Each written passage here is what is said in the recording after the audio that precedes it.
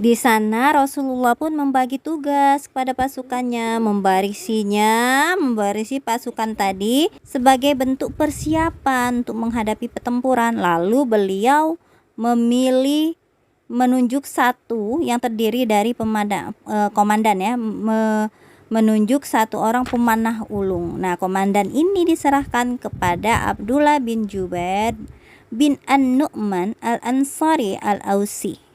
Lalu beliau pun memerintahkannya untuk menempati posisi di atas bukit sebelah selatan Wadi Qanat yang dikenal sekarang sebagai Jabal Rumat. Ya, posisinya kira-kira 150 meter dari pasukan muslimin. Tujuan dari penempatan ini dikatakan Rasulullah seperti ini, lindungilah kami dengan anak panah. Jadi sebagai pelindung ketika pasukan-pasukan muslim yang lain bertempur ya, kata Rasulullah ya, agar musuh tidak menyerang kami dari arah belakang. Tetaplah di tempatmu. Nah ini, tetaplah di tempatmu, entah kita di atas angin, maksudnya kita menang, ataupun terdesak, agar kita tidak diserang dari arahmu. Ini dikatakan Rasul ya, tetaplah di tempatmu meskipun kita di atas angin, kita sudah menang, ataupun kita dalam kondisi terjepit, terdesak karena musuh itu sudah di mana-mana, tetaplah. Itu perintah Rasul.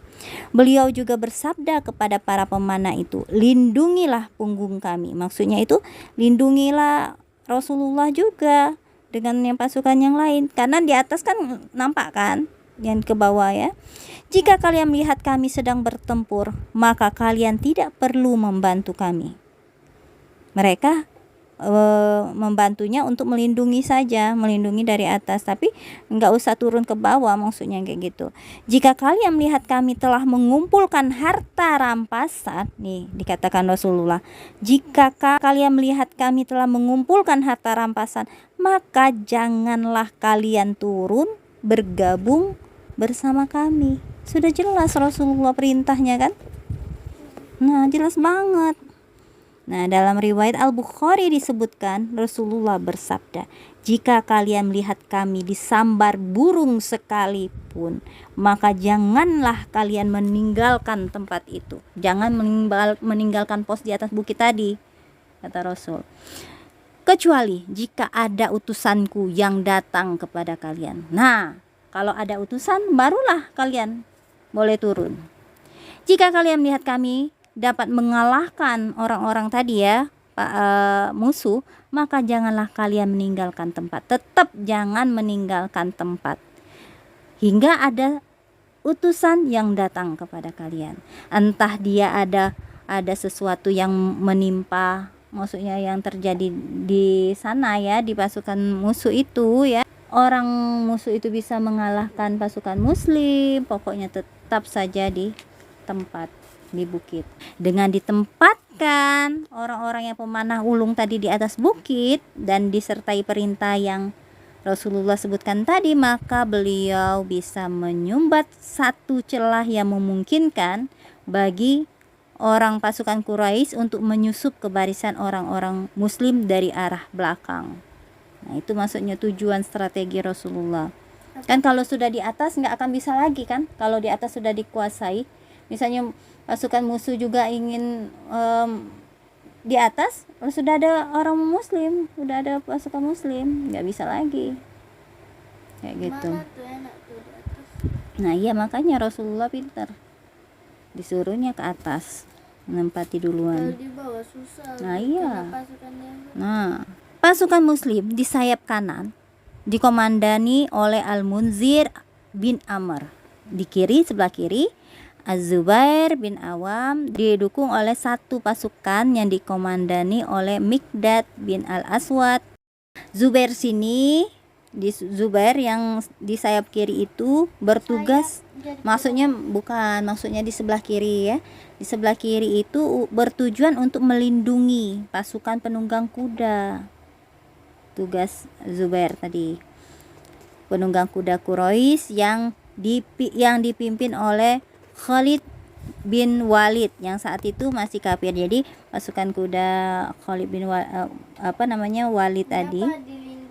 Ya jangan sampai ke sana, jangan sampai menguasai tempat kita. Kayak kita punya benteng.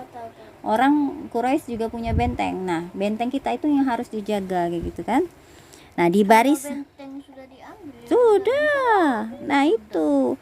Di barisan terdepan ada sejumlah orang yang pemberani, yang terkenal gagah perkasa, hebat ya. Yang kemampuannya bisa disamakan orang-orang tadi, bisa disamakan dengan kecepatan dia, mungkin dalam hal main pedang, iya, itu sama dengan beribu-ribu orang. Nah, inilah pengaturan yang dilakukan oleh Rasulullah yang menggambarkan bahwa Rasulullah itu pandai ya, dan dia adalah seorang komandan perang yang baik. Tidak ada seorang komandan perang pun yang punya kecerdikan dalam menetapkan strategi, maksudnya melebihi keandalan Rasulullah. Rasulullah memilih tempat yang sangat strategis, padahal kedatangan beliau di sana telah didahului oleh pasukan musuh. Oh, ternyata sudah duluan pasukan musuh, tapi strategis Rasulullah mengambil bukit atas ya, puncak bukit Uhud tadi, itu adalah yang musuh itu apa yang diambil? Nah, musuh mungkin masih di bawah itulah, kayak gitu ya. Nah, ini nih, lihat nih. Punggung dan sayap kanan pasukan terlindungi oleh ketinggian bukit.